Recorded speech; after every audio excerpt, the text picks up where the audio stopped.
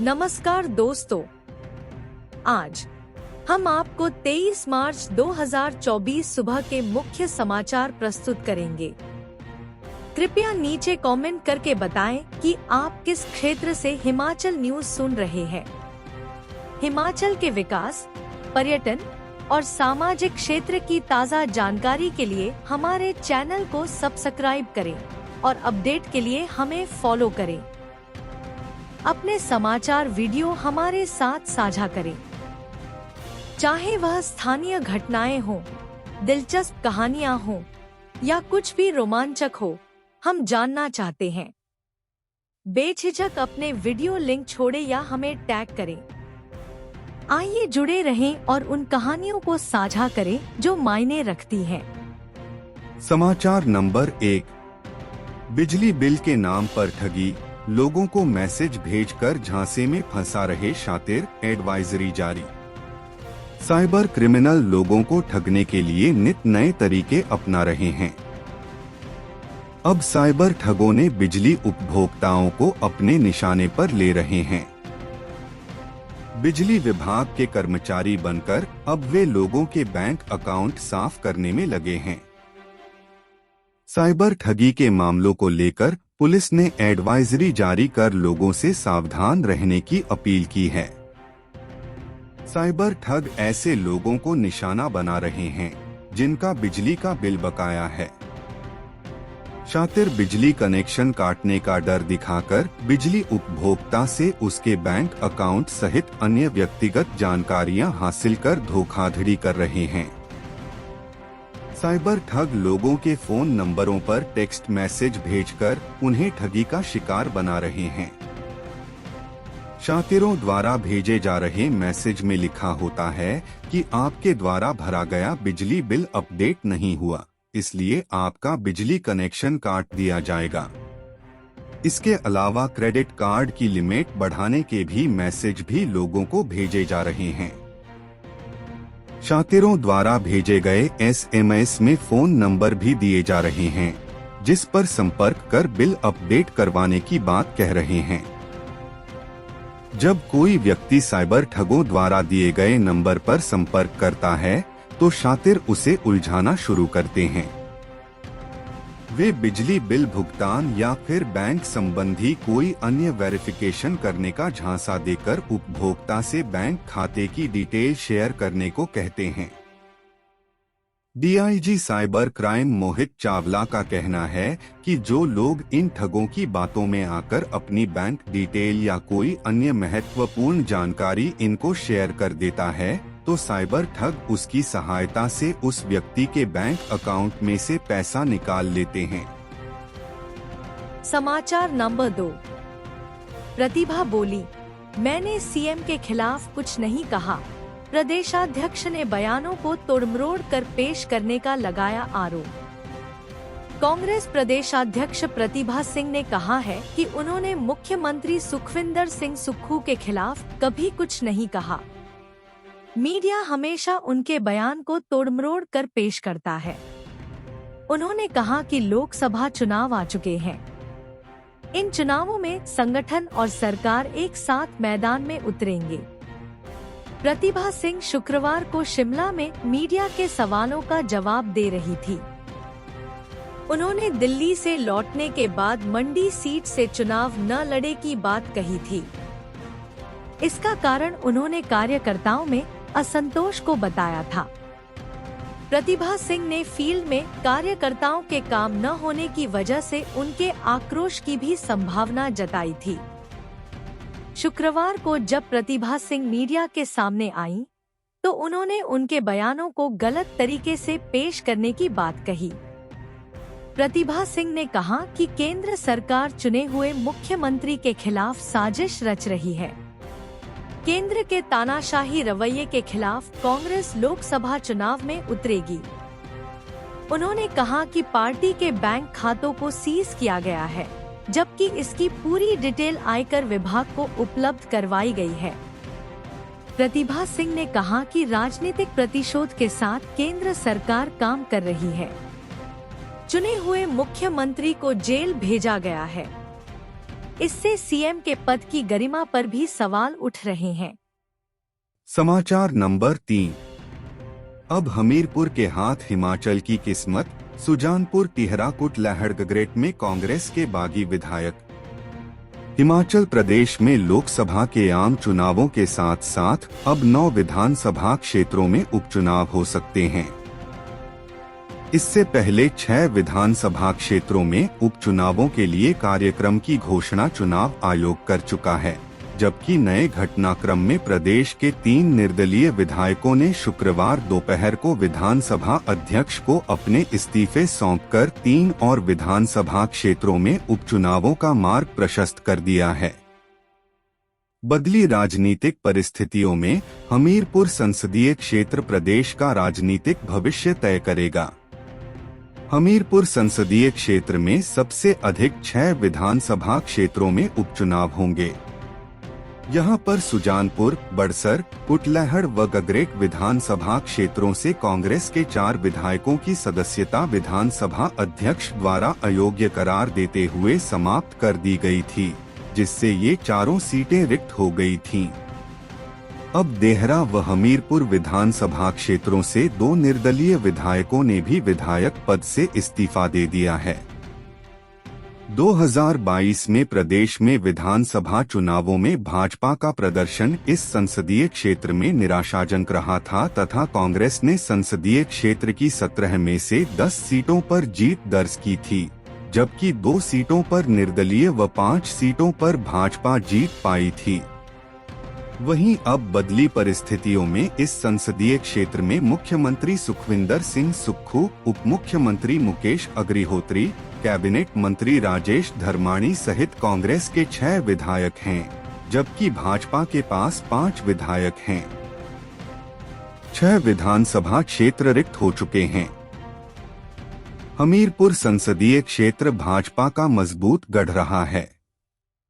भाजपा के प्रत्याशी अनुराग ठाकुर यहां से लगातार 4 बार जीत दर्ज कर चुके हैं।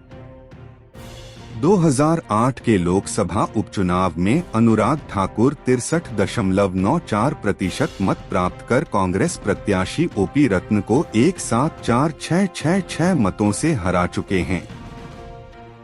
2019 के चुनावों में अनुराग ठाकुर ने तमाम रिकॉर्ड तोड़ते हुए यहां से कांग्रेस के रामलाल ठाकुर को 69.04% मत प्राप्त कर 399,572 मतों से पराजित किया। अनुराग ठाकुर के विरुद्ध चुनाव लड़ चुके नरेंद्र ठाकुर अब भाजपा में हैं, वही राजेंद्र राणा भी भाजपा का दामन थामने वाले हैं। एचडीएम प्रदेश की राजनीति को प्रभावित करेंगे उपचुनाव के नतीजे। प्रदेश में लोकसभा चुनावों के साथ ही यदि 9 विधानसभा क्षेत्रों में उपचुनाव होते हैं तो इसके नतीजे प्रदेश की राजनीति को सीधे सीधे प्रभावित करेंगे। प्रदेश विधानसभा में 9 सीटों के रिक्त होने के साथ ही कुल सीटें 59 रह गई हैं। इसमें कांग्रेस के पास 34 व भाजपा के पास 25 विधायक हैं। यदि भाजपा सभी 9 सीटों पर जीत दर्ज करती है तो प्रदेश सरकार अल्पमत में आ जाएगी। इससे सुक्खू सरकार सत्ता से बाहर हो सकती है। करीब 10 साल बाद हमीरपुर संसदीय क्षेत्र को सीएम के रूप में प्रदेश का नेतृत्व मिला, जिसके भविष्य का फैसला अब इसी क्षेत्र की जनता आने वाले चुनावों में तय करने वाली है। अभी प्रत्याशी चयन में उलझी कांग्रेस पार्टी। भाजपा ने प्रदेश में लोकसभा चुनावों के लिए हमीरपुर से अनुराग ठाकुर व शिमला संसदीय सीट से सुरेश कश्यप को प्रत्याशी के रूप में उतार दिया है। मंडी व कांगड़ा संसदीय क्षेत्र से भाजपा प्रत्याशियों के नाम अभी अंतिम नहीं हुए हैं। दूसरी तरफ कांग्रेस पार्टी अभी तक लोकसभा चुनावों के लिए चारों संसदीय क्षेत्रों से अपने प्रत्याशियों के नाम अंतिम नहीं कर पाई है। कांग्रेस प्रदेशाध्यक्ष प्रतिभा सिंह व पूर्व मंत्री कौल सिंह ठाकुर मंडी संसदीय क्षेत्र से चुनाव न लड़ने का ऐलान कर चुके हैं। कांग्रेस पार्टी अभी तक प्रदेश में प्रत्याशी चयन में ही उलझी हुई है। समाचार नंबर 4। निर्दलियों की सीटों पर तीसरे नंबर पर थी भाजपा। होशियार केएल ठाकुर आशीष भी चाहते थे बीजेपी का टिकट। जो 3 निर्दलीय विधायक इस्तीफा देकर अब भाजपा में शामिल होने जा रहे हैं, उनकी सीटों पर पिछले विधानसभा चुनाव में भाजपा तीसरे नंबर पर रही थी। हालांकि विधानसभा चुनाव से पहले ये तीनों भी भाजपा का टिकट चाहते थे। टिकट की उम्मीद में ही देहरा से निर्दलीय जीते होशियार सिंह भारतीय जनता पार्टी में शामिल भी हो गए थे, लेकिन हमीरपुर संसदीय क्षेत्र का हिस्सा होने के कारण सांसद अनुराग ठाकुर के साथ उनके रिश्ते बिगड़ गए थे, इसलिए टिकट फंस गया। जयराम ठाकुर तब भी इनका टिकट देना चाहते थे। नालागढ़ से केएल ठाकुर पहले भाजपा के ही विधायक रहे हैं और अगला चुनाव हार गए थे। विधानसभा चुनाव से ठीक पहले कांग्रेस विधायक लखविंदर राणा भारतीय जनता पार्टी में शामिल हुए और शर्त यह थी कि इन्हें विधानसभा का टिकट दिया जाएगा। इसी कारण सर्वे में केएल ठाकुर की जीत का पता होने के बावजूद भाजपा वादे के अनुसार पीछे नहीं हट पाई और लखविंदर राणा को टिकट दिया। हमीरपुर में आशीष शर्मा भी कांग्रेस से पहले भारतीय जनता पार्टी का टिकट चाहते थे। हालांकि उनके ससुर कांग्रेस के जिला अध्यक्ष भी रहे हैं। बाद में कांग्रेस का टिकट भी उन्हें हमीरपुर की राजनीति के कारण नहीं मिल पाया। उसके बाद इन्हें निर्दलीय चुनाव लड़ा पड़ा। भाजपा कैसे संभालेगी अपना कुनबा? इन तीनों सीटों पर उपचुनाव में निर्दलीय विधायक रहे इन नेताओं को अब टिकट देने पड़ेंगे। ऐसे में भाजपा हमीरपुर, देहरा और नालागढ़ में अपने नेताओं को कैसे संभालेगी, उस पर सबकी नजर होगी। हमीरपुर में नरेंद्र ठाकुर या उमिल ठाकुर ज्यादा सक्रिय नहीं दिखे हैं। देहरा में ज्वालामुखी छोड़कर चुनाव लड़े रमेश धवाला देहरा आए थे, लेकिन बात नहीं बनी। नालागढ़ में ज्यादा दिक्कत नहीं दिखती, क्योंकि कांग्रेस से आए लखविंदर राणा को पार्टी कैडर का साथ नहीं मिल पाया था। भाजपा की रणनीति या मोदी रथ पर सवार होने का लालच। आजाद विधायकों ने 3 साल 9 महीने की विधायकी छोड़ बीजेपी में जाने के लिए दिया इस्तीफा। कांग्रेस के 6 बागी विधायकों के साथ अब 3 निर्दलीय विधायकों की सीटों पर भी उपचुनाव होगा। यह इसलिए हो रहा है क्योंकि देहरा से होशियार सिंह, नालागढ़ से केएल ठाकुर और हमीरपुर से आशीष शर्मा ने निर्दलीय विधायक बनने के बाद पद से इस्तीफा दे दिया है। इसे अब भाजपा की रणनीति कहें या मोदी रथ पर सवार होने का लालच कि निर्दलीय विधायकों ने 3 साल 9 महीने यानी कुल 45 महीने की विधायकी को तिलांजलि दे दी है। कानून के अनुसार निर्दलीय विधायक चुनी गई अवधि के लिए विधानसभा के भीतर अपनी आइडेंटिटी नहीं बदल सकता। यदि किसी पार्टी के चुनाव निशान पर विधायक बना हो तो वह खुद को मर्ज कर सकता है, लेकिन निर्दलीय नहीं। इसीलिए जब दिल्ली में यह फैसला हो गया कि निर्दलीय विधायक भाजपा ज्वाइन करना चाहते हैं, तो पहले इस्तीफा देना जरूरी था। निर्दलीय विधायकों से रिजाइन करवा कर दोबारा चुनाव करवाने के पीछे भाजपा की रणनीति भी है। यदि इन 3 में से किसी एक निर्दलीय विधायक का समर्थन भी सरकार को मिल जाता, तो विधायकों की संख्या 35 हो जाती। हालांकि दूसरी स्थिति में भाजपा को खुद बहुमत नहीं मिल रहा है।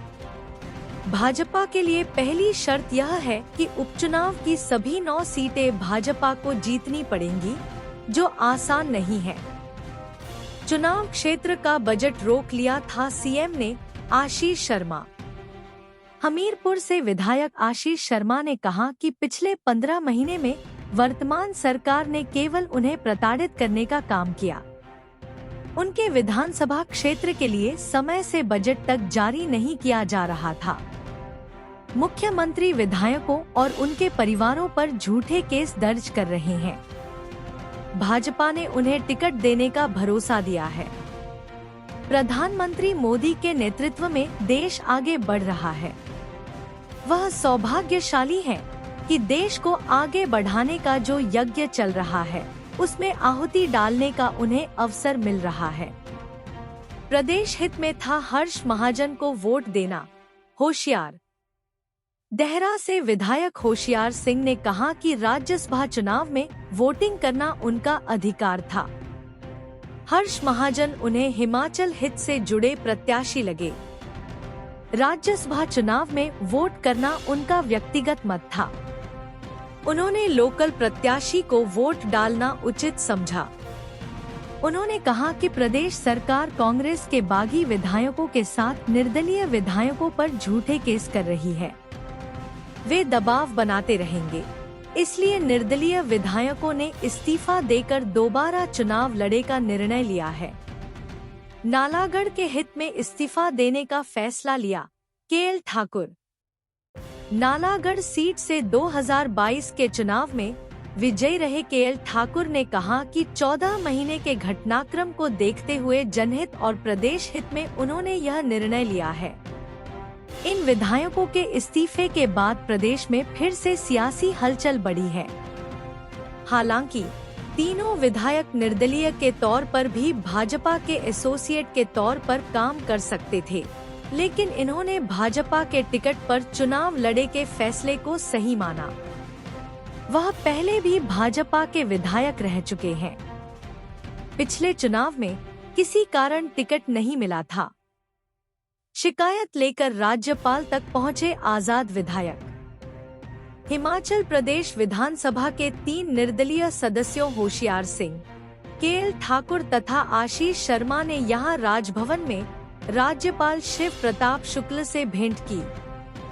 वे विधानसभा में सचिव को इस्तीफा देकर आए थे। इन विधायकों ने राज्यपाल को जानकारी दी कि उन्होंने विधानसभा अध्यक्ष को त्यागपत्र दे दिया है। विधानसभा अध्यक्ष से उनकी भेंट नहीं होने के कारण उन्होंने अपने त्यागपत्र विधानसभा सचिव को दिए हैं, इसलिए वह इसे जल्दी स्वीकार करवाकर वैकेंसी की नोटिफिकेशन करवा दे। जितनी जल्दी नोटिफिकेशन होगी उतनी जल्दी लोकसभा चुनाव के साथ विधानसभा चुनाव में उनकी सीटें जुड़ जाएंगी।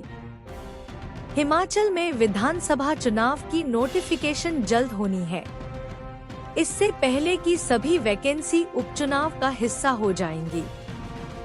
गवर्नर ने उन्हें आश्वासन दिया कि वह खुद विधानसभा अध्यक्ष को इस बारे में कहेंगे। स्पीकर से बोले, दोबारा जीतने का आशीर्वाद दो।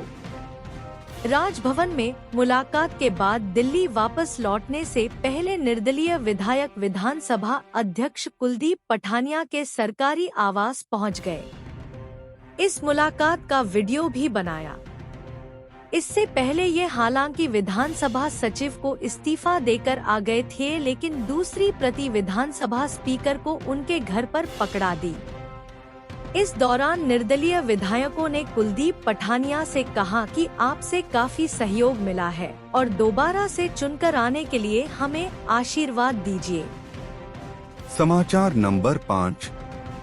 2275 रुपए क्विंटल गेहूं खरीदेगा विभाग। 10 खरीद केंद्रों में 4 अप्रैल से शुरू होगी खरीद, करवाना होगा पंजीकरण। प्रदेश में 4 अप्रैल से किसानों से गेहूं की खरीद शुरू हो जाएगी। राज्य नागरिक आपूर्ति निगम द्वारा किसानों से गेहूं की फसल की खरीद की जाएगी। विभाग द्वारा 10,000 मीट्रिक टन गेहूं की फसल खरीदने का लक्ष्य तय किया है। प्रदेश में किसानों से गेहूं की फसल की खरीद करने के लिए 10 गेहूं खरीद केंद्र बनाए हैं। 4 अप्रैल से केंद्रों में गेहूं की खरीद शुरू हो जाएगी। गेहूं की खरीद प्रदेश में 10 मंडियां बनाई हैं, जिसमें अनाज मंडी फतेहपुर, मीलवा, इंदौरा, रियाली, नगरोटा, बगवा, टांडा खोली जिला कांगड़ा, धौलाकुआं, पावंटा साहिब जिला सिरमौर, मार्केट यार्ड नालागढ़, मलपुर बद्दी जिला सोलन तथा मार्केट यार्ड टकारला, रामपुर जिला ऊना शामिल है। इस मंडियों के माध्यम से किसानों से गेहूं फसल की जाएगी। प्रदेश में किसानों को न्यूनतम समर्थन मूल्य 2275 रुपए प्रति क्विंटल तय किया है। किसानों को पर जाकर अपनी फसल का ब्यौरा भरने के बाद किसानों का गेहूं की फसल बेचने के लिए पंजीकरण करना होगा। पंजीकरण के लिए 15 मार्च से पोर्टल खोल दिया गया है। प्रदेश के किसान खाद्य आपूर्ति विभाग के पोर्टल पर ऑनलाइन पंजीकरण करवाने के बाद किसानों को गेहूं की फसल बेचने के लिए टोकन नंबर और तिथि बताई जाएगी। पोर्टल पर बताई तिथि के अनुसार किसान गेहूं खरीद केंद्र में जाकर टोकन नंबर के साथ अपनी फसल बेच पाएंगे। एक मोबाइल नंबर पर एक ही पंजीकरण संभव है। किसान पोर्टल पर साइबर कैफे या लोकमित्र केंद्र पर जाकर पंजीकरण करवा सकते हैं। किसानों को पंजीकरण करवाने के लिए आधार, बैंक खाता, फसल एवं भूमि सहित जानकारी अपलोड करनी होगी। 1 अप्रैल से पोर्टल पर करवाएं पंजीकरण। खाद्य नागरिक आपूर्ति विभाग ने प्रदेश के केंद्रों में 4 अप्रैल से किसानों से गेहूं की फसल की खरीद शुरू कर दी जाएगी। फसल बेचने के लिए पंजीकरण करवाने को 15 मार्च से पोर्टल खोल दिया है। समाचार नंबर 6। सहेली के घर गई नाबालिग से दुष्कर्म। ऊना में दोस्त के पिता ने मासूम को बनाया हवस का शिकार। जिला ऊना में 6ठी कक्षा में पढ़े वाली एक 12 वर्षीय नाबालिग के साथ सहेली के पिता द्वारा दुष्कर्म करने का मामला सामने आया है। पुलिस ने पीड़ित नाबालिग की माता की शिकायत पर महिला थाना ऊना में मामला दर्ज किया है। पुलिस ने मामले को गंभीरता से लेते हुए आरोपी व्यक्ति को भी गिरफ्तार कर लिया है और मामले की जांच शुरू कर दी है। मिली जानकारी के अनुसार पुलिस को दी शिकायत में पीड़िता की माता ने बताया कि गुरुवार को उसकी बेटी जो कि 6ठी कक्षा में पढ़ती है ये कहकर घर से गई कि वह अपनी सहेली के घर जा रही है, जिस पर पीड़िता के मामा ने उसकी सहेली के घर छोड़ा। पीड़िता की माता ने बताया कि काफी देर हो जाने के बाद जब बेटी घर नहीं आई तो मैंने उसे फोन किया, लेकिन उसने फोन नहीं उठाया। कुछ समय बाद ही लड़धी का फोन आया और लड़धी ने बताया कि उसकी सहेली के पिता ने उसके साथ जबरदस्ती गलत काम किया है। दुष्कर्म का शिकार हुई बेटी की माता मंदिर में पूजा पाठ का काम करती है।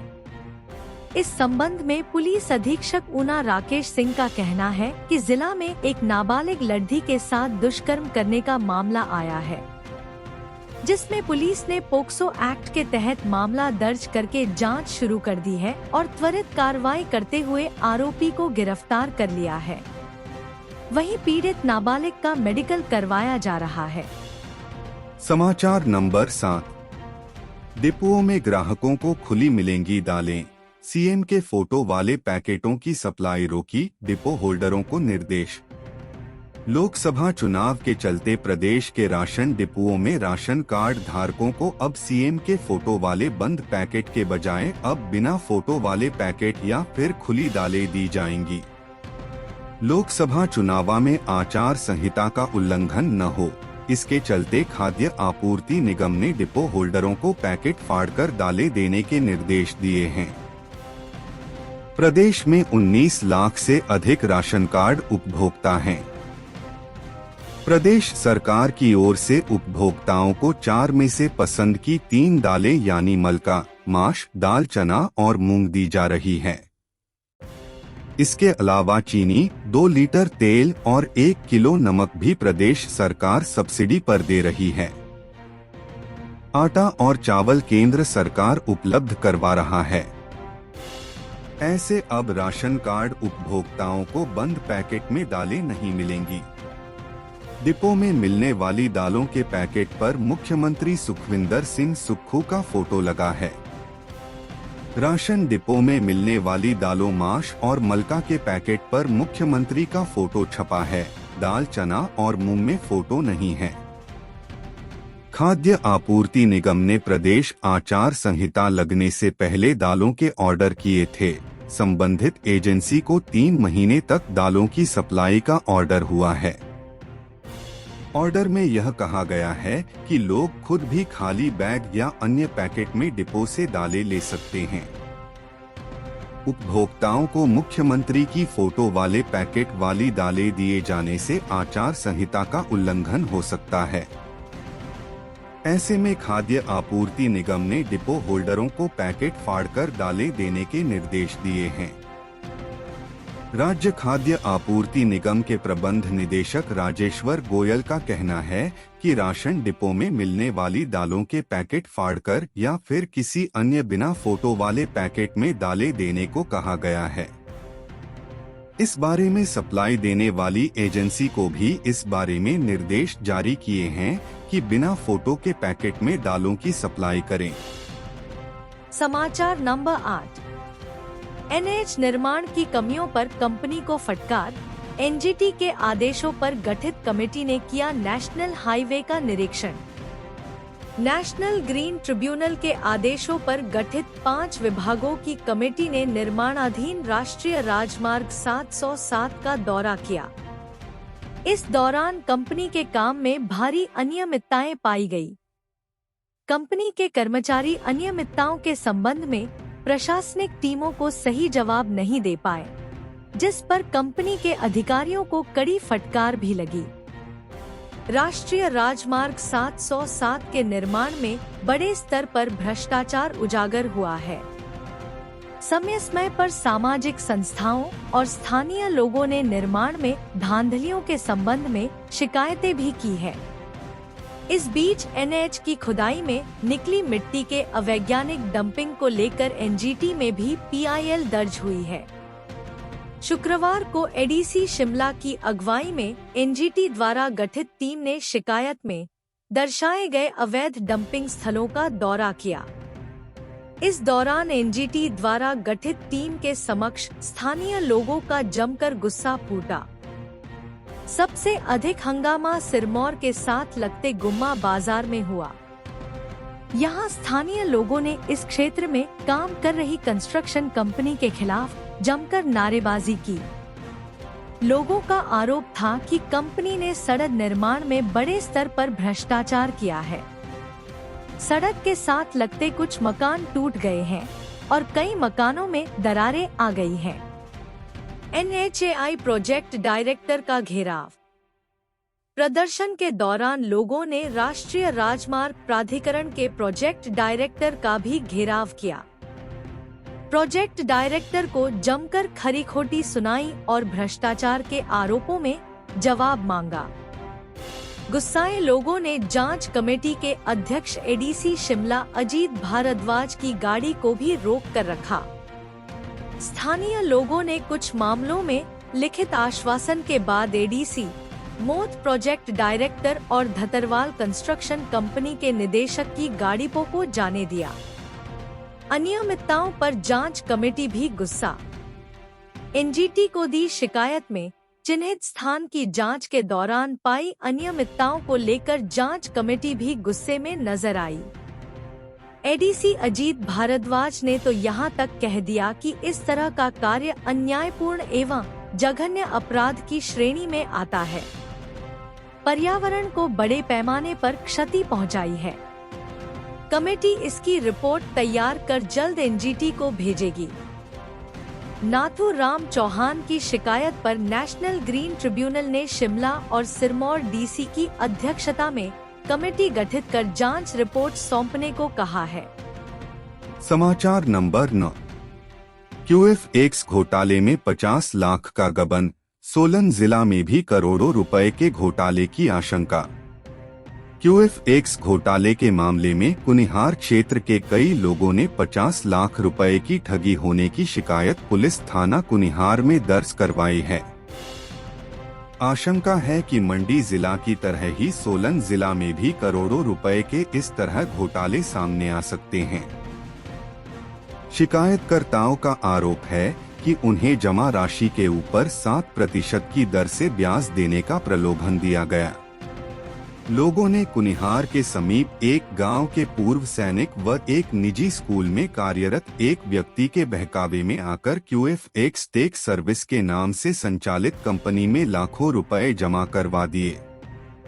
यह कंपनी QFX ट्रेड लिमिटेड के बैनर तले काम करती है तथा इसका हेड ऑफिस जीरकपुर, पंजाब में है। लोगों का आरोप है कि उक्त कंपनी ने 2 स्थानीय लोगों से मिलीभगत करके क्षेत्र के दर्जनों लोगों को बेवकूफ बनाकर उनसे ठगी की। स्थानीय एजेंट अपने बैंक की पासबुक निवेश करने के इच्छुक लोगों को बताता था तथा फिर उन्हें भी इस कंपनी में राशि जमा करवाने के लिए कई तरह के प्रलोभन देते थे। जानकारी के मुताबिक इनमें से कुछ निवेशकों को कुल जमा राशि का 7% की दर से ब्याज आता भी रहा। इनको कंपनी की ओर से जमा राशि का PD चेक भी दे दिया जाता था ताकि भरोसा टूटने न पाए। किससे कितने रुपए की ठगी? जगदीश चंद 7 लाख, पिंकी वर्मा 10 लाख, निशा 3 लाख, अरुणा देवी 3.50 लाख, संजीत कुमार 10 लाख, जगदीश गर्ग 1 लाख, नागेंद्र ठाकुर 50,000, नवनीत ठाकुर 50,000, उर्मिला देवी 50,000, पुही वर्मा 1 लाख, भूपेंद्र कुमार 1.90 लाख, रोशन लाल 1 लाख, राधा रोशन लाल 1 लाख, चेतन रोशन लाल 1 लाख, मुनीलाल परिहार 50,000, रोहित 50,000। SIT का गठन करने की मांग। QFX घोटाले में शिकायतकर्ताओं ने पुलिस अधीक्षक सोलन से मांग की है कि इस मामले में भी मंडी जिला में हुए फॉरेक्स ट्रेडिंग घोटाले की तर्ज पर विशेष अन्वेषण टीम SIT का गठन किया जाए। लोगों का कहना है कि सोलन जिले में अन्य कई स्थानों से भी निवेशकों ने राशि जमा करवाई है तथा सही तौर पर जांच पर इसमें भी करोड़ों रुपए का घोटाला सामने आ सकता है।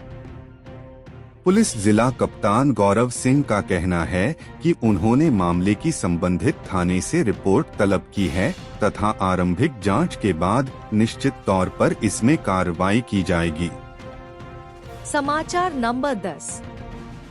पांवटा हाईवे के ग्रीन फील्ड में बनेंगे 34 पुल। यमुना पर बनेगा सबसे लंबा 1.2 किलोमीटर ब्रिज। जाम से मिलेगा छुटकारा। पांवटा साहिब हाईवे के ग्रीन फील्ड में कुल 34 नए पुल बनाए जाएंगे। सबसे बड़ा पुल यमुना नदी पर बनेगा जिसकी लंबाई 1.2 किलोमीटर होगी। इससे पुराने पुल पर लगने वाला जाम कल की बात हो जाएगा। सबसे खास बात यह है कि ग्रीन फील्ड में 12 किलोमीटर सर्विस लेन होगी जो आसपास के गांवों को नए हाईवे से जोड़ेगी। क्रैश बैरियर के साथ हाईवे पर फुटपाथ और चमचमाती लाइटें लगाई जाएंगी। भारतीय राष्ट्रीय राजमार्ग प्राधिकरण की ओर से 45 किलोमीटर इस मार्ग का निर्माण 2 पैकेज में किया जा रहा है। एक पैकेज में काम चल रहा है जबकि दूसरे पैकेज में 3 दिन बाद 15 अप्रैल से काम शुरू हो जाएगा। इस पूरी परियोजना को इस तरह से डिजाइन किया है कि लोग लंबी दूरी कम समय और सुरक्षित तरीके से पूरी कर सकें। 45 किलोमीटर 4 लेन सड़क पर जहां एक पैकेज में 20 और दूसरे पैकेज में 14 कुल 34 नए पुल बनाए जाएंगे। वहीं ग्रामीण सड़कों को कनेक्ट करने के लिए 10 अंडरपास VUP बनाए जाएंगे। इसके अलावा 5 से 6 मीटर की 72 कलवट छोटी पुलिया बनाए जाएंगे। 1594.33 करोड़ रुपए की इस परियोजना के फरवरी 2025 में पूरा होने की उम्मीद है। प्रोजेक्ट इंजीनियर ने बताया कि 4 लेन हाईवे पर नया ग्रीन फील्ड मेदिनीपुर से प्रेमनगर साईं मंदिर तक करीब 22 किलोमीटर का होगा जो पूरी तरह से नई सड़क होगी। इसके साथ ही निश्चित दूरी पर सर्विस लाइन दी जाएगी ताकि आसपास के कस्बे और गांव हाईवे से जुड़ सकें। देहरादून जाने को पांवटा शहर में आने से छुटकारा। यमुना नदी पर पुल्हाल बॉर्डर बनने वाले 1200 मीटर लंबे और करीब 25 मीटर चौड़े पुल के तैयार हो जाने के बाद देहरादून की तरफ से जाने वाले ट्रैफिक को पांवटा शहर में नहीं जाना पड़ेगा। जहां जमीन के अधिग्रहण का काम पूरा हो चुका है, वहां हाईवे निर्माण का काम शुरू कर दिया गया है। कुछ स्थानों पर पुलों का निर्माण भी शुरू कर दिया है। भूमि अधिग्रहण के बाद काम में आएगी तेजी। दून पांवटा 4 लेन हाईवे के पैकेज 1 और 2 के कुछ हिस्सों को एजेंसियों को काम आवंटित कर दिया है। कई साइट पर काम शुरू हो गया है। जमीन अधिग्रहण की कार्रवाई पूरी होते ही काम बहुत तेजी से पूरा किया जाएगा।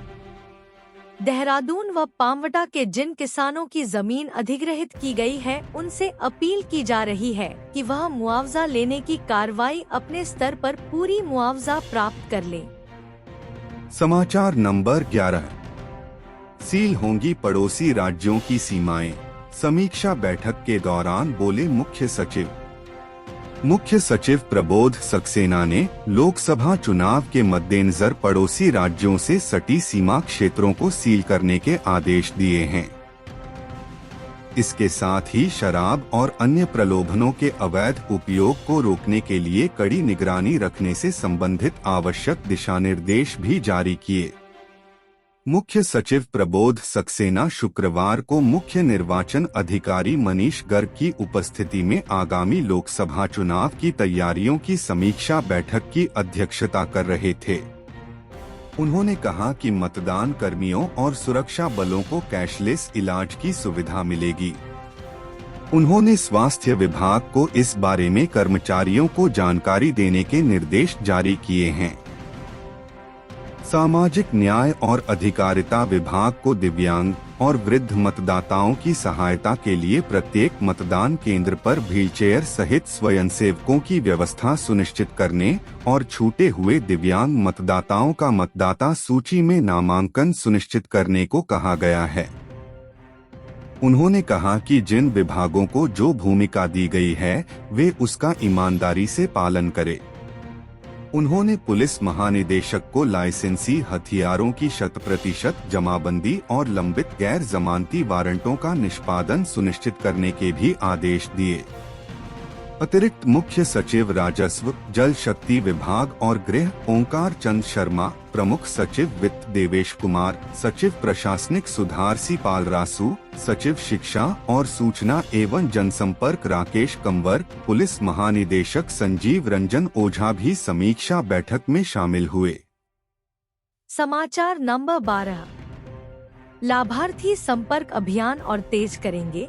विपिन परमार की अध्यक्षता में भाजपा विधायक दल की बैठक। शुक्रवार को शिमला में भाजपा विधायक दल की बैठक विपिन सिंह परमार की अध्यक्षता में हुई। नेता प्रतिपक्ष जयराम ठाकुर के दिल्ली जाने के कारण अध्यक्षता में यह बदलाव हुआ है। बैठक में सतपाल सत्ती, रणधीर शर्मा, हंसराज, प्रकाश राणा, पवन काजल, सुरेंद्र शौरी, दिलीप ठाकुर, दीपराज, रणवीर निक्का, विनोद कुमार, बलबीर वर्मा, इंद्र सिंह गांधी, रीना कश्यप, पूर्णचंद, जनक राज, लोकेंद्र कुमार और भाजपा महामंत्री बिहारी लाल शर्मा उपस्थित रहे। विधायक रणधीर शर्मा ने कहा कि विधायक दल की बैठक में लोकसभा चुनावों को लेकर रणनीति पर विस्तृत रूप में चर्चा की गई। पार्टी के धरातल पर विभिन्न कार्यक्रम चल रहे हैं, उनके सफल आयोजन के ऊपर भी एक सटीक रणनीति तय की गई। त्रिदेव सम्मेलन, माइक्रो डोनेशन, लाभार्थी संपर्क, पन्ना प्रमुख सम्मेलन, मेरा बूथ सबसे मजबूत, ऐसे काफी कार्यक्रमों के बारे में एक ठोस नीति तैयार की गई। केंद्र सरकार के लाभार्थियों तक संपर्क बनाने के अभियान को तेजी देने का फैसला हुआ है। उन्होंने कहा कि नेता प्रतिपक्ष जयराम ठाकुर को दिल्ली जाना पड़ गया। इस कारण बैठक की अध्यक्षता विधायक विपिन सिंह परमार द्वारा की गई। उन्होंने कहा कि आगामी लोकसभा चुनाव में सभी संसदीय क्षेत्रों में जीत हासिल करने को लेकर विस्तृत चर्चा की गई। समाचार नंबर 13। हिमाचल की प्राकृतिक खेती अपनाएंगे पड़ोसी राज्य।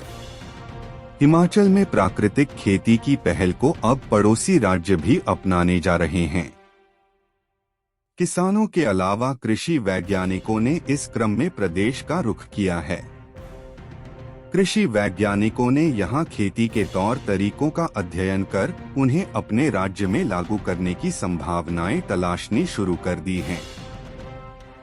इस संबंध में राष्ट्रीय कृषि विस्तार प्रबंध संस्थान मैनेज हैदराबाद ने प्रशिक्षण कार्यक्रम का आयोजन किया है। राज्य कृषि प्रबंधन और प्रसार प्रशिक्षण संस्थान समिति मशोबरा ने कृषि वैज्ञानिकों के लिए 5 दिवसीय प्रशिक्षण का आयोजन किया। प्रशिक्षण कार्यक्रम के दौरान हिमाचल प्रदेश, जम्मू और कश्मीर, पंजाब, हरियाणा और राजस्थान के कृषि वैज्ञानिकों और कृषि सहित उद्यान विभाग के अधिकारियों ने भाग लिया। समिति की उप प्रधानाचार्य डॉ सुनीता ठाकुर ने बताया कि इस प्रशिक्षण कार्यक्रम के दौरान देश भर में ख्याति प्राप्त कृषि और बागबानी विशेषज्ञों ने भाग लिया। उन्होंने कहा कि इन कृषि विशेषज्ञों को हिमाचल प्रदेश की कृषि और बागबानी के बारे में विस्तार से जानकारी देने के साथ प्राकृतिक खेती के मॉडल फार्म में भी भ्रमण करवाया गया। समिति मशोबरा में प्रशिक्षण अधिकारी डॉ पुनीत डोगरा ने बताया कि इस प्रशिक्षण कार्यक्रम में प्रतिभागियों को प्रदेश में अपनाई गई प्राकृतिक खेती के बारे में विस्तृत जानकारी दी गई तथा इसके बारे में प्रशिक्षण भी दिया गया। उन्होंने बताया कि दूसरे राज्यों से आए प्रतिभागियों को गांव मलोगरी, पंचायत नालहट्टी, विकास खंड टुटू के किसान हेमराज शर्मा और हरिराम के खेतों का भ्रमण करवाया। इस दौरान कृषि विशेषज्ञों ने किसानों से प्राकृतिक खेती बारे में जानकारी लेने के साथ प्राकृतिक खेती विधि में उनके अनुभवों के बारे में विस्तार से जानकारी ली। समाचार नंबर 14। खेत में स्प्रे के लिए करवाएं ड्रोन की बुकिंग। इफ्को की उदय ऐप बनेगी किसानों की बड़ी मददगार। इफ्को कांगड़ा द्वारा कृषि विज्ञान केंद्र कांगड़ा में नगरोटा, बगवान, कांगड़ा, रैत एवं धर्मशाला क्षेत्र की कृषि सहकारी सभाओं के प्रतिनिधियों एवं क्षेत्र के प्रगतिशील किसानों के लिए नैनो उर्वरकों के उपयोग हेतु फसल विचार गोष्ठी का आयोजन किया गया, जिसमें 65 प्रतिभागियों ने भाग लिया। कार्यक्रम में मुख्य रूप से इफ्को के राज्य विपणन प्रबंधक पठानिया एवं इफ्को के क्षेत्र अधिकारी श्रेय सूद सहित परविंदर सिंह एवं सिद्धार्थ मसंद एवं कृषि विज्ञान केंद्र कांगड़ा के कार्यक्रम समन्वयक डॉ संजय शर्मा एवं इफ्को के डेलीगेट सुरिंदर कुमार गुलेरिया उपस्थित रहे। कार्यक्रम में प्रतिभागियों को मुख्य रूप से इफ्को द्वारा विश्व प्रथम निर्मित तरल नैनो यूरिया एवं नैनो डीएपी पर विस्तृत रूप से जानकारी प्रदान की गई। नैनो यूरिया आधुनिक तकनीक द्वारा निर्मित एक तरल उत्पाद है और आम यूरिया खाद का एक पर्यावरण हितैषी विकल्प है। शिविर में आए सहकारी सभाओं से आए प्रतिनिधियों ने नैनो यूरिया के इस्तेमाल के अनुभव भी सभी से साझा किए एवं अन्य सहकारी सभाओं को भी इसके इस्तेमाल के लिए प्रोत्साहित किया। कृषि विज्ञान केंद्र से डॉ संजय कुमार शर्मा ने भी इफ्को के इस कदम को सराहा और सभाओं को लीक से परे हटकर विविधीकरण अपनाने के लिए प्रोत्साहित किया। अपने उद्बोधन में राज्य विपणन प्रबंधक श्री भुवनेश पठानिया द्वारा किसानों को संबोधित करते हुए उन्हें कृषि में नवीनतम तकनीकों पर आधारित उत्पादों जैसे रू नैनो यूरिया तरल एवं विभिन्न जल विलय उर्वरकों के संबंध में जानकारी प्रदान की एवं भविष्य में नैनो उत्पादों मदद से बहुमूल्य मुद्रा की अनुदान के रूप में बचत के बारे में प्रतिभागियों को अवगत करवाया। नैनो तरल फसल की पैदावार बढ़ाने और दूसरी खादों के कारण होने वाले पर्यावरण प्रदूषण को कम करके किसानों की आय में सुधार करने में अहम भूमिका रखेगा।